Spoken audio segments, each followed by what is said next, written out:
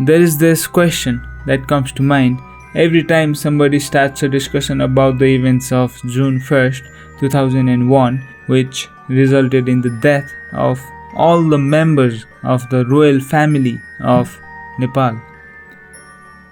What is the nature of truth?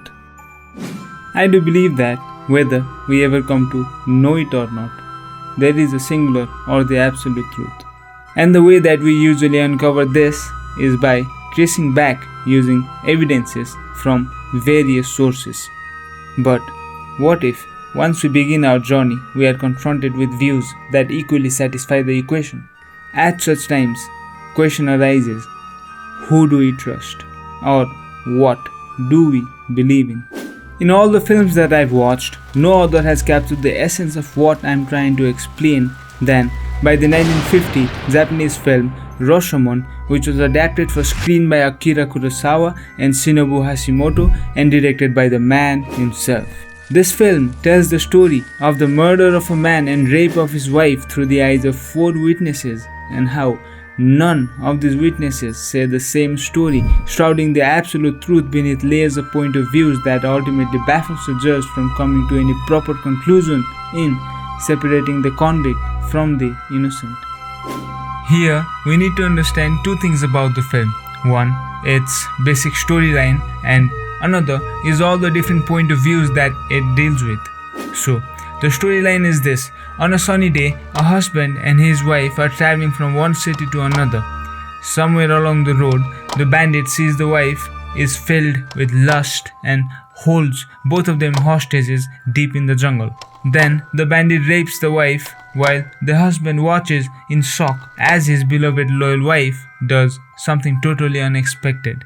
After this, each character diverges into their own stories about how the husband died. The bandit proudly says that it was he who killed the husband, but the husband, who literally testifies from the spirit world through a shaman, says that he killed himself as a form of harakiri. The wife says she really does not remember anything after she fainted, but when she woke up, a dagger was in her husband's chest. And finally, we have the woodcutter, who says everyone is lying because that's not the way he saw everything happen. So, the question still lies, whose story do we believe in? And the answer is nobody, because catching the liar was never the aim of the film. What they wanted to show was how different people will make different choices based on their consequences. That means one way of understanding Roshomon is to go behind the scenes into examining what goes into making a choice. 3 things in particular come into mind. The motivation that reveals the desire or the true intention, the action which reveals the length that the character is willing to go through to attain that specific desire, and finally the consequence which projects our true character into the world after the choice we have made. For example, let's take a character from the film, the bandit Tazumaru, and study his behavior through the film. We are introduced to his character as an extremely eccentric maniac and a notorious bandit as well as a womanizer. So, what was his motivation? He was filled with lust and wanted to have her. And what was his action? That he decided to trap the husband and rape the wife, which finally led to the consequence of him ending up at the court. Looking at these traits, what have we learned about his character? That this man does not think much about consequences at all. He is a bandit who lives battling the law. He has nothing to lose and he has no secrets. The law already knows him as a murderer and a thief. And that is why when he proudly says that yes, it was I who killed the husband, we believe his story because his actions seem coherent with his character.